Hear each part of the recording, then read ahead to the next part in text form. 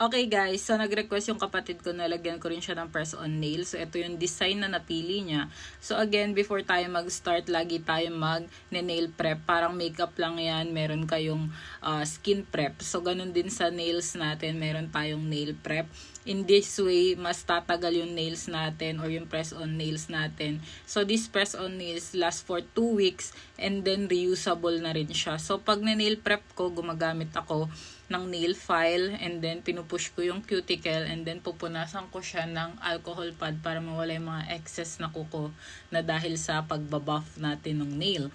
And then syempre gagamit tayo ng magandang nail dehydrator. So ano nga ba yung purpose ng nail dehydrator? Ang nail dehydrator is para mawala yung moisture o yung oil dun sa nail bed para nga talaga tumagal yung mga press-on nails natin. So, syempre, gagamit din kayo ng hand glue or ng nail glue. Hindi ko kasi gusto yung freebie na nail glue. Pero etong nail glue na ginamit ko dyan, as in, tumatagal to ng 2 weeks kahit naguhugas kami ng plato.